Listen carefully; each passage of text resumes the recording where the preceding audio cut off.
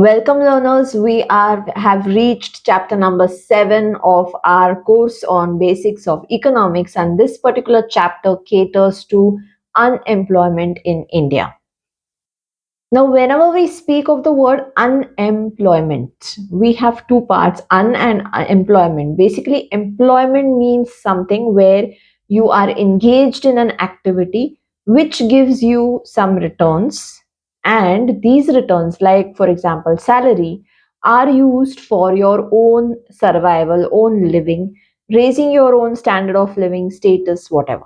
Okay, so when we are talking of employment, employment is a word used for the purpose of a person, an employed person who is having some kind of job or activity to gain something out of it, to earn something out of it, and survive well.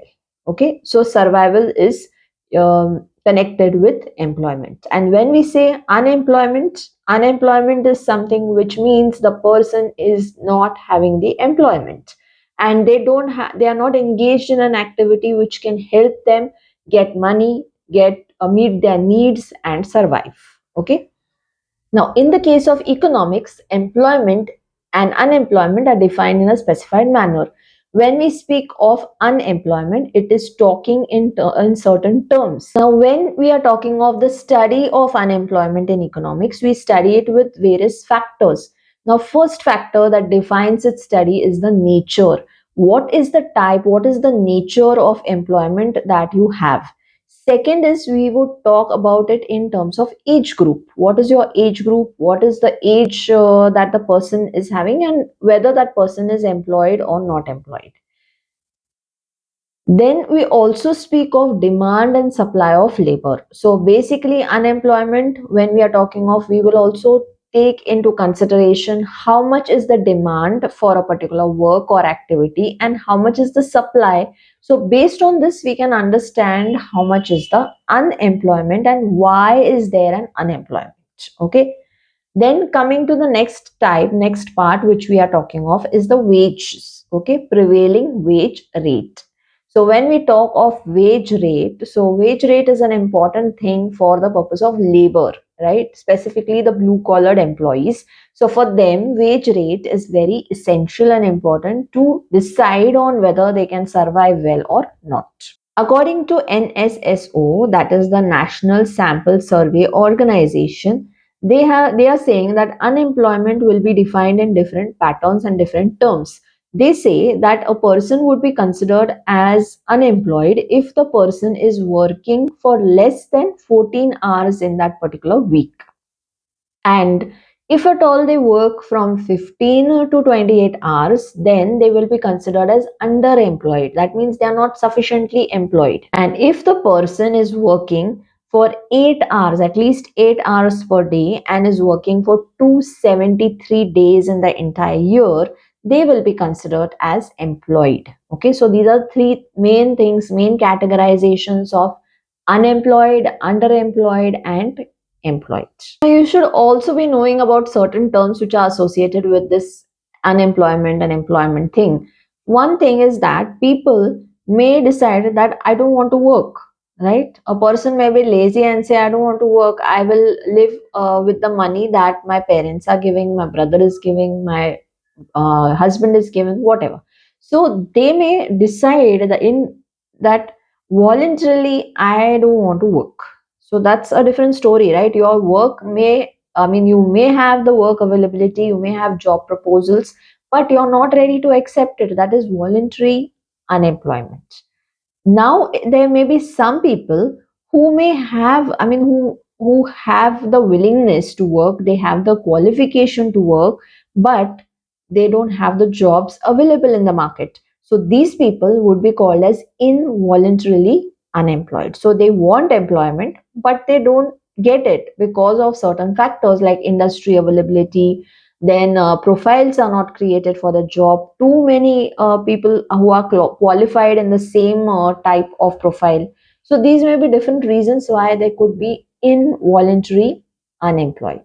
There could be possibilities of underemployment, as we have seen that people working less than a certain number of hours. That means if they're working for only 15 to 28 hours in a week, then NSSO says that they are underemployed. Now, there could be other ways in which this is defined also. People may say that a person is having underemployment if the person's capacity is not fully utilized. That means, let's suppose a person is an engineer, but he is made to do work of a very basic pattern, which could be a very clerical job. So, his entire capacity as an engineer may not be utilized. Then there could be full employment. Okay, full employment, we have seen that the person is working for 8 hours a day and 273 days in the year. Then yes, full utilization of his or her capacity, and the person becomes fully employed. Now we are coming to the next part, that is, we are talking about the types of unemployment. Now let's go through this particular chart and understand the different types of unemployment. The first type of unemployment is categorized as rural unemployed or unemployment, and second category which we are going to talk of is urban unemployment.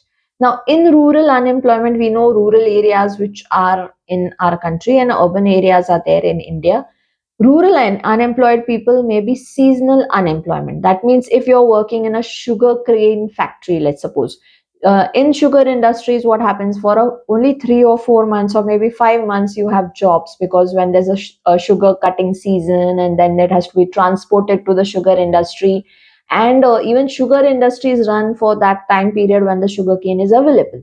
So it becomes a seasonal industry. Whole year round sugar may not be produced in that industry. And so people who are working there will work for that specific season, and other parts of the year they will be unemployed. So seasonally they are unemployed, seasonally they are employed. Okay. Then second one is what we call as disguised unemployment. Disguised unemployment means what? When a person, disguised unemployment is when a person is actually working. He is there, he is getting the salary, he is getting the wages, and he is working there, but actually he is not needed. If you take the example, a few years back, banks had announced VRS, Voluntary Retirement Scheme, where people were asked to resign on their own and take a lump sum amount as compensation. Now, why did the banks opt for such a thing? The reason was computers came in. And when the with the advent, I mean, with the computers coming into the organization, what happened? Automatically, many jobs were lost. That means lost in the sense that many jobs became unnecessary because the computer could do the jobs of 5 or 6 people combined together. So these people who are employed there, they could not be removed because of the contract of the government. So they gave them the chance of voluntary retirement scheme. But if they would be still continuing the work, their activity there, then they would be called as disguised unemployed because they are there working there, but they are not needed. So people who are working, but their jobs are not there, that means their job is not required in that organization, then they would be called as disguised unemployment. So any day, any time of the year, they could be removed out of that job and they could become unemployed, right? Now, coming to urban unemployment, we have seen there are educated unemployment and industrial unemployment. Now, educated, we know we have seen the voluntary, involuntary types. Industrial unemployment, if you're talking of industrial unemployment, it could be specific to different industries. Industrial unemployment means basically where the person is having, as I told you, the qualification, the required job profile, but there are no industries. So there were times in India when people were qualified by with information technology, or they were qualified in computers, but there were very few industries, like in cases of some cities like Mumbai, Bangalore, Gurgaon, or specific cities. So they didn't have employment elsewhere, right? So these people become unemployed because the industries are not available, or even if industries are available, they are full. The candidates are full. I mean, those people who are qualified, sitting, waiting at home, are not having the jobs because there is no job creation. Now, this is the responsibility of the government to create the jobs which are required. Got it? There could be many reasons, like if I talk about location, it is not available in the city or town which they want it. They may find that there is no mobility, there is no proper infrastructure to stay there, or whatever the reason. So because of it, they do have the qualification, but they have industrial unemployment because industries are not there available in the area, in the place where they want.